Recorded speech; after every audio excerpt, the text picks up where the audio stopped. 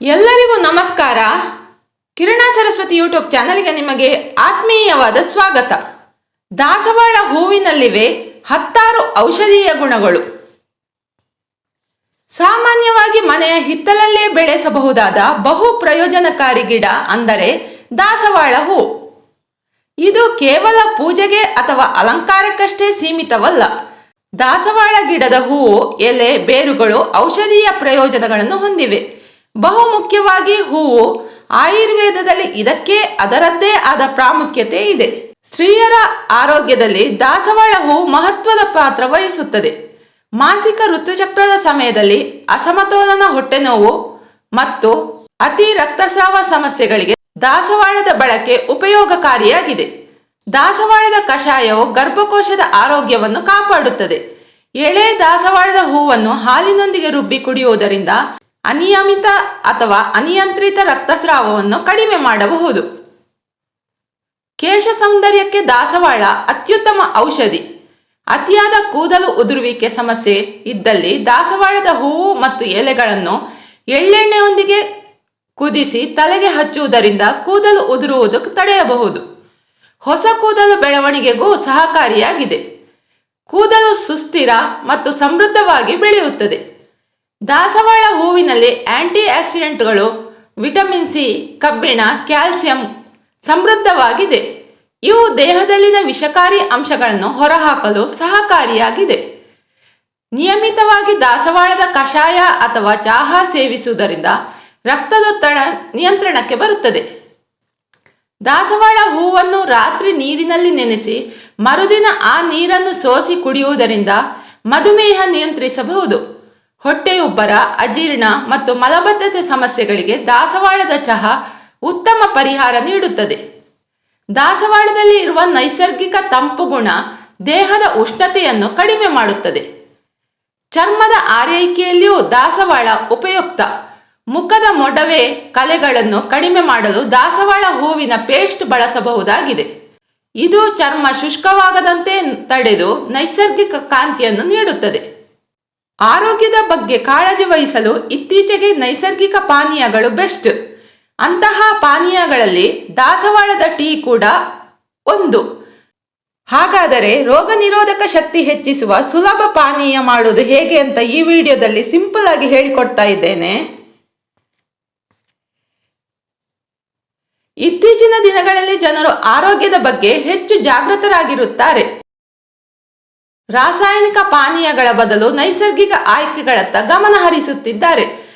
ಅಂತಹ ಪಾನೀಯಗಳಲ್ಲಿ ದಾಸವಾಳದ ಟೀ ಒಂದು ಪ್ರಮುಖ ಸ್ಥಾನ ಪಡೆದುಕೊಂಡಿದೆ.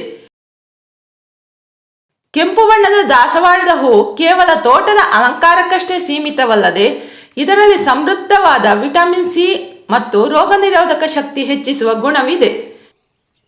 ದಾಸವಾಳದ ಟೀ ಸೇವಿಸುವುದರಿಂದ ದೇಹದ ಉಷ್ಣತೆ ಸಮತೋಲನದಲ್ಲಿರುತ್ತದೆ. ರಕ್ತದ ಒತ್ತಡವನ್ನು ನಿಯಂತ್ರಿಸಲು ಸಹಾಯ ಮಾಡುತ್ತದೆ. ಜೀರ್ಣಕ್ರಿಯೆ ಸುಧಾರಿಸುತ್ತದೆ ಮತ್ತು ದೇಹದ ದಣಿವು ಕಡಿಮೆ ಮಾಡುತ್ತದೆ. ನಾವು ಕೂಡ ಈ ದಾಸವಾಳ ಹೂವಿನ ಟೀಯನ್ನು ಮಾಡಿ ಒಮ್ಮೆ ಕುಡಿಯೋಣವೇ? ಆರೋಗ್ಯಕ್ಕೆ ಬೆಸ್ಟ್ ಈ ದಾಸವಾಳದ ಟೀ. ಬೇಸಿಗೆಯಲ್ಲಿ ಈ ದಾಸವಾಳದ ಟೀಯನ್ನು ತಣ್ಣಗಾಗಿಸಿ ಕುಡಿದರೆ ತಂಪು ನೀಡುತ್ತದೆ. ಚಳಿಗಾಲದಲ್ಲಿ ಬಿಸಿಯಾಗಿ ಕುಡಿದರೆ ದೇಹಕ್ಕೆ ಆರಾಮ ಸಿಗುತ್ತದೆ. ಕ್ಯಾಫಿನ್ ರಹಿತವಾಗಿರುವುದರಿಂದ ಯಾವುದೇ ವಯಸ್ಸಿನವರು ಸುರಕ್ಷಿತವಾಗಿ ಕುಡಿಯಬಹುದು. ಈ ದಾಸವಾಳದ ಟೀ ಆರೋಗ್ಯಕ್ಕೆ ಹಲವು ಪ್ರಯೋಜನಗಳನ್ನು ನೀಡುತ್ತದೆ. ಆರೋಗ್ಯಕ್ಕೆ ಹಿತ ಮತ್ತು ರೋಗ ನಿರೋಧಕ ಶಕ್ತಿಯನ್ನು ಹೆಚ್ಚಿಸುತ್ತದೆ. ಇನ್ನು ದಾಸವಾಳದ ಟೀ ಕುಡಿಯುವುದರಿಂದ ಏನು ಪ್ರಯೋಜನ ಅಂತ ನೋಡೋಣ. ಹೃದಯದ ಆರೋಗ್ಯಕ್ಕೆ ತುಂಬಾ ಉತ್ತಮ. ರಕ್ತದೊತ್ತಡವನ್ನು ಕಡಿಮೆ ಮಾಡುತ್ತದೆ ಮತ್ತು ಕೊಲೆಸ್ಟ್ರಾಲ್ ನಿಯಂತ್ರಣಕ್ಕೆ ಸಹಾಯ ಮಾಡುತ್ತದೆ. ಎರಡನೆಯದು, ರೋಗ ನಿರೋಧಕ ಶಕ್ತಿ ಹೆಚ್ಚಿಸುತ್ತದೆ. ವಿಟಮಿನ್ ಸಿ ಇರುವುದರಿಂದ ಜ್ವರ, ಕೆಮ್ಮು ಬಾರದಂತೆ ರಕ್ಷಣೆ ನೀಡುತ್ತದೆ. ಇನ್ನು ಜೀರ್ಣಕ್ರಿಯೆಗೆ ಸಹಾಯಕ. ಹೊಟ್ಟೆಯ ತೊಂದರೆಯನ್ನು ಕಡಿಮೆ ಮಾಡುತ್ತದೆ ಮತ್ತು ಮಲಬದ್ಧತೆಯನ್ನು ನಿವಾರಿಸುತ್ತದೆ. ತೂಕ ನಿಯಂತ್ರಣಕ್ಕೆ ಸಹಾಯ. ಕೊಬ್ಬು ಕರಗಿಸುವಲ್ಲಿ ಸಹಕಾರಿ ಎಂದು ಹೇಳಲಾಗುತ್ತದೆ. ಚರ್ಮಕ್ಕೆ ತುಂಬ ಒಳ್ಳೆಯದು. ಆಂಟಿ ಆಕ್ಸಿಡೆಂಟ್ ಇರುವುದರಿಂದ ಚರ್ಮದ ಆರೋಗ್ಯ ಸುಧಾರಿಸುತ್ತದೆ. ಇನ್ನು ಈ ದಾಸವಾಳದ ಟೀ ತಯಾರಿಸಲು ಬೇಕಾಗುವ ಸಾಮಗ್ರಿಗಳು: 2-3 ಕೆಂಪು ದಾಸವಾಳದ ಹೂವು, 2 ಕಪ್ ನೀರು, ಅರ್ಧ ಇಂಚಿನಷ್ಟು ಶುಂಠಿ, 1 ಏಲಕ್ಕಿ, ರುಚಿಗೆ ತಕ್ಕಷ್ಟು ಜೇನುತುಪ್ಪ ಅಥವಾ ಬೆಲ್ಲ.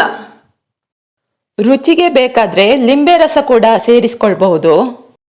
ತಯಾರಿಸುವ ಸರಳ ವಿಧಾನ ಹೇಗೆಂದರೆ, ಮೊದಲು ದಾಸವಾಳದ ಹೂಗಳ ಎಸಳನ್ನು ಬೇರ್ಪಡಿಸಿ ಮಧ್ಯದ ಕೇಸರ ಮತ್ತು ಹಸಿರು ತೊಟ್ಟುಗಳನ್ನು ತೆಗೆದುಹಾಕಿ ಎಸಳುಗಳನ್ನು ಸ್ವಚ್ಛ ನೀರಿನಲ್ಲಿ ಚೆನ್ನಾಗಿ ತೊಳೆಯಿರಿ.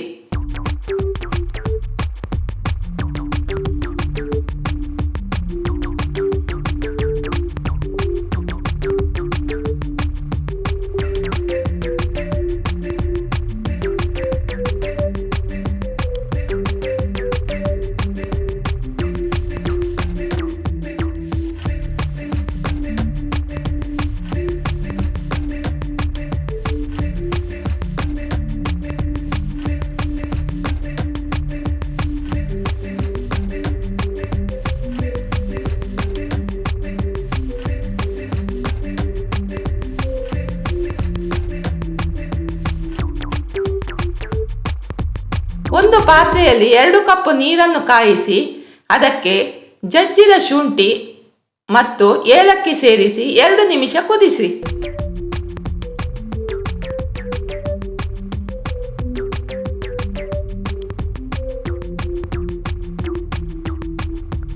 ನೀರು ಚೆನ್ನಾಗಿ ಕುದಿದ ನಂತರ ದಾಸವಾಳದ ಎಸಳುಗಳನ್ನು ಹಾಕಿ ಒಲೆಯನ್ನು ಆಫ್ ಮಾಡಿ ಮುಚ್ಚಳ ಮುಚ್ಚಿ 3-5 ನಿಮಿಷಗಳ ಕಾಲ ಹಾಗೆಯೇ ಬಿಡಬೇಕು.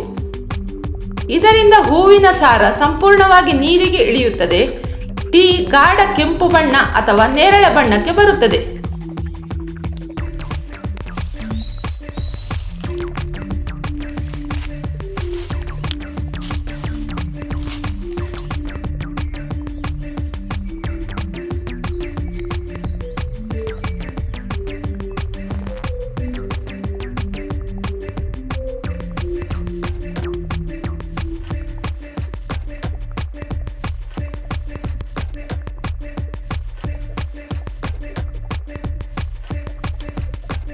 ಟೀಯನ್ನು ಕಪ್ಪಿಗೆ ಸೋಸಿ ಕೊನೆಯಲ್ಲಿ ರುಚಿಗೆ ತಕ್ಕಷ್ಟು ಜೇನುತುಪ್ಪ ಅಥವಾ ಬೆಲ್ಲವನ್ನು ಸೇರಿಸಿ ಬಿಸಿಯಾಗಿ ಸವಿಯಿರಿ.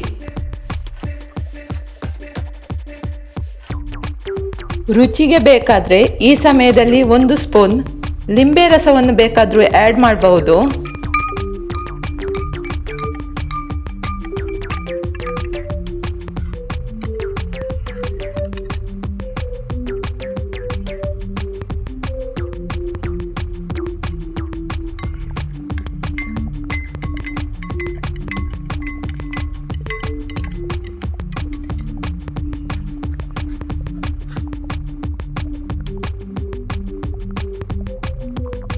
ಈ ಮಾಹಿತಿ ನಿಮಗೆ ಇಷ್ಟವಾದರೆ ವಿಡಿಯೋವನ್ನು ಲೈಕ್ ಮಾಡಿ, ಶೇರ್ ಮಾಡಿ ಮತ್ತು ಕಮೆಂಟ್ ಮಾಡಿ. ನೀವಿನ್ನೂ ನಮ್ಮ ಚಾನಲನ್ನು ಸಬ್ಸ್ಕ್ರೈಬ್ ಆಗಿಲ್ಲ ಎಂದಾದರೆ ದಯವಿಟ್ಟು ಸಬ್ಸ್ಕ್ರೈಬ್ ಆಗಿ ಬೆಂಬಲ ನೀಡಿ. ಧನ್ಯವಾದಗಳು.